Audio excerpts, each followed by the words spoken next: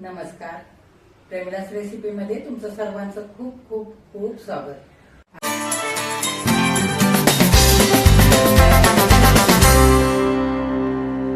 आज आपण प्रेमलास रेसिपीमध्ये नागपंचमी स्पेशल नैवेद्यासाठी गव्हाच्या पिठाचे ओल्या खोबऱ्याचं सारण तयार करून केलेले मऊ लुसलुशीत कानवले तयार करतोय. हे उकडून केलेले गव्हाच्या पिठाचे कानवले अगदी मऊ लुसलुशीत असे होतात आणि चवीला सुद्धा खूप छान लागतात. ह्यातला एक कानवला मी तुम्हाला तोडून दाखवते. हे बघा, अगदी मस्त असा मऊ लुसलुशीत कानवला झालेला आहे. तुपाबरोबर खायला तर खूपच भारी लागतं.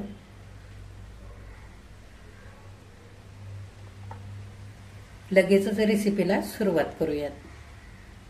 आता उकड कानवल्याची वरची पारी करण्यासाठी इथं 1 कप भरून गव्हाचं पीठ दाबून भरून घेतलेलं आहे आणि हे पीठ चाळून घेतलेलं आहे. आता आपण परातीमध्ये गव्हाचं पीठ घेऊया.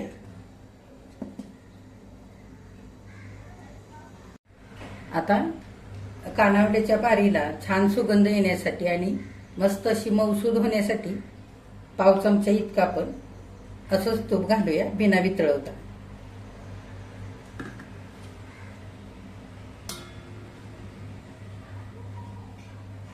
आणि चवीनुसार पाव चमचा इतकं मीठ घालूया.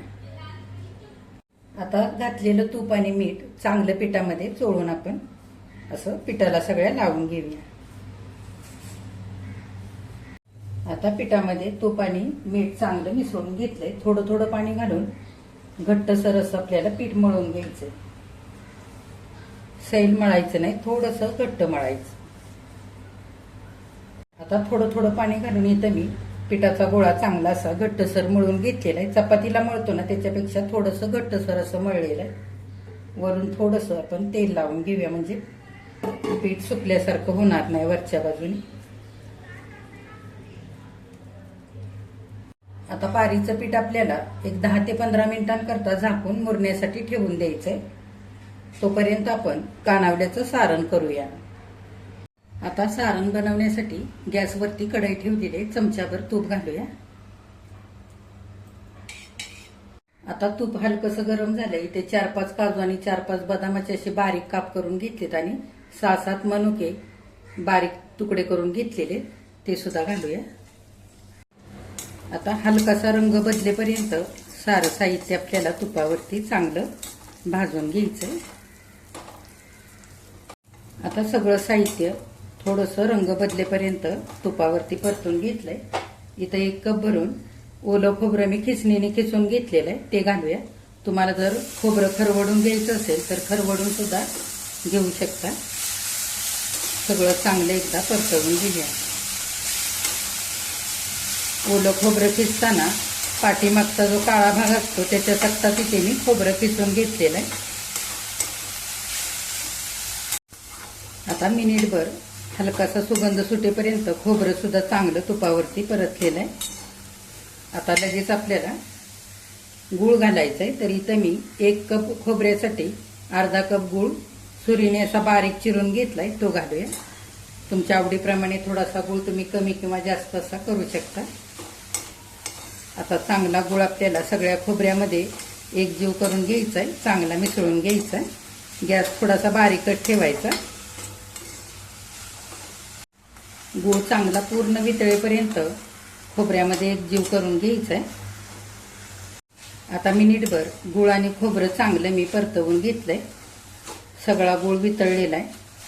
आता गॅस अगदी बारीक करायचा आणि 4 ते 5 मिनिटं सारणाला चकाकी येईपर्यंत चांगलं सारण आपल्याला एकसारखं परतवून घ्यायचं. आता अगदी बारीक गॅस करून एकसारखं हे सारण हलवून घेतलंय 4 ते 5 मिनिटं. सारण आता आपलं छान असं तयार झालंय. सारणाला मस्त चकाकी आलेली आहे बघा. आता शेवटी आपल्याला थोडीशी वेलची पावडर घालायची. छोट्या चमच्याने 1 चमचा भरून वेलची पावडर घालूया आणि थोडंसं जायफळ किसून घालूया. इथे आपण गुळाचा वापर केलेला आहे त्याच्यामुळे थोडंसं जायफळ घालायचं. कोणत्याही पदार्थाला गुळ घातलेला असेल तर त्या पदार्थामध्ये थोडंसं जायफळ घातलं की पदार्थाला सुद्धा छान चव येते. त्यासाठी आता घातलेली वेलची पावडर आणि जायफळ चांगलं मिसळून घेऊया. आता जायफळ आणि वेलची पावडर घातल्यानंतर 1 मिनिटभर आणखी मी सारण इथं परतवून घेतलेलं आहे. फारही अगदी ओलसर किंवा फार अगदी कोरडं असं सारण केलेलं नाही आहे, कारण आपल्याला कानावल्यामध्ये भरायचे, त्याच्यासाठी फार ओलसर सारण आपल्याला इथे करायचं नाही. गॅस बंद करूया आणि सारण एका ताटामध्ये काढून ठेवूया. आता इथं कानावल्यासाठी पीठ मळून ठेवलं होतं, तर ते सुद्धा आपलं छान मुरलेलं आहे आणि सारणही थंड झालेलं आहे. कानावले करूया. आता छोटासा आपण पिठाचा गोळा काढून घेऊया.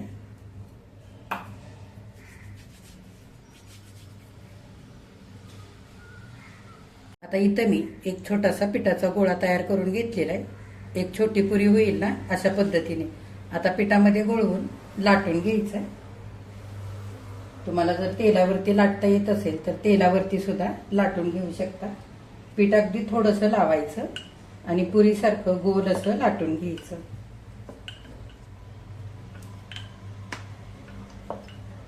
बघा इथे मी पिठाची अशी पातळ पुरी लाटून घेतलेली आहे. फार जाडही लाटलेली नाहीये किंवा अगदी पातळही केलेली नाहीये. अशी मध्यम जाडसर अशी इथे पुरी लाटून घेतली. फार जाडही ठेवायची नाही, नाहीतर मग कानवला वाफवल्यानंतर पिठोळ लागतो त्याच्यासाठी. आणि फार पातळही करायची नाही, कारण वाफवताना फुटू शकतो त्यासाठी. आता सारण भरून घेऊया. आता सारण भरून घेतलेलं आहे. आपण नेहमी करंजा करतो ना, अगदी तसंच आपल्याला इथे करून घ्यायचंय. आता असं मिटवून घेऊया.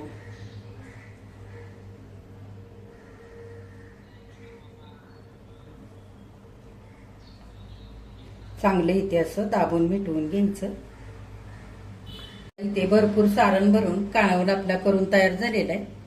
थोडंसं हे बाजूने जास्तीचं पीठ आहे ते आपण फिरकीच्या चमच्याने कापून काढूया, म्हणजे डिझाईनही चांगली येईल.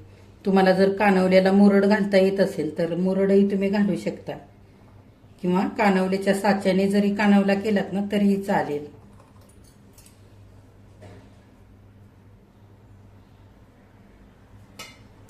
आता इथं आपला भरपूर सारण भरून मस्त असा कानवला तयार झालेला आहे. तर इथे मी असा मोठाच कानवला केलेला आहे. तुमच्या आवडीप्रमाणे तुम्ही लहान मोठे कानवले करू शकता. आणखी 4-5 कानवले आपण करून घेऊया. आता इथं मी 5-6 कानवले करून घेतलेले आहेत. आता हे आपण वाफवण्यासाठी ठेवूया. आता आपल्याला चाळणीमध्ये कानवले वाफवून घ्यायचे, तर इथं मी वड्याची चाळण घेतले आणि सुती कापड घेतलेला एक. थोडंसं मी ओलं केलंय आणि चांगलं पिळून घेतलेलं आहे. आता चाळणीवरती आपण असं हे कापड ठेवून घेऊया. जर तुमच्याकडे केळीचं पान किंवा हळदीचं पान असेल ना तर ते सुद्धा तुम्ही चाळणीवरती मांडू शकता आणि वरून थोडंसं तूप किंवा तेल लावून घ्यायचं. आता मावतील एवढे आपण कानवले त्या कापडावरती असे चाळणीवरती ठेवून घेऊया. असे थोडेसे जागा सोडून ठेवायचे, म्हणजे एकामेकाला चिकटणार नाही. आता मावतील एवढे कानवले मी इथे चाळणीवरती मांडून घेतलेले. उरलेले हे सुती कापड सुद्धा असं वरून झाकून घ्यायचंय, म्हणजे झाकणाचं पाणी कानवल्यावरती पडणार नाही आणि कानवले वरच्या बाजूने सुद्धा ओलसर होणार नाहीत त्याच्यासाठी. आता कानवले वाफवण्यासाठी टोपामध्ये 1 तांब्याभर पाणी मी उकळण्यासाठी ठेवलं होतं.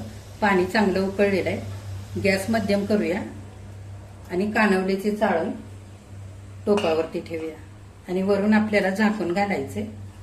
10 ते 12 मिनिटाकरता गॅस मध्यम करून कानवले आता इथं वाफवून घ्यायचे आणि उरलेले कानवले तोपर्यंत आपण करून घेऊया. आता 10 ते 12 मिनिटं झालेले आहेत. कानवले आपण वाफवण्यासाठी ठेवले होते. झाकण उघडूया.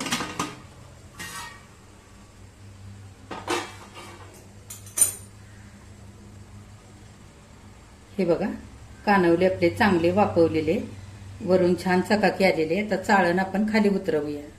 आता कानवले वाफवलेली चाळण मी इथे खाली घेतलेली. थोडंसं हे सुती कापड बाजूला करूया आणि 5 मिनिटांकरता ही कानवले थंड करून घेऊया आणि नंतर एका ताटामध्ये काढूया. तोपर्यंत उरलेले कानवले मी दुसऱ्या चाळणीमध्ये वाफवून घेते. आता 5 मिनिटं झालेले, कानवले चांगले आपले थंड झालेत. काढून घेऊया. हे बघा, ताटामध्ये काढून ठेवूया. थोडेसे थंड झाले की मगच काढायचे.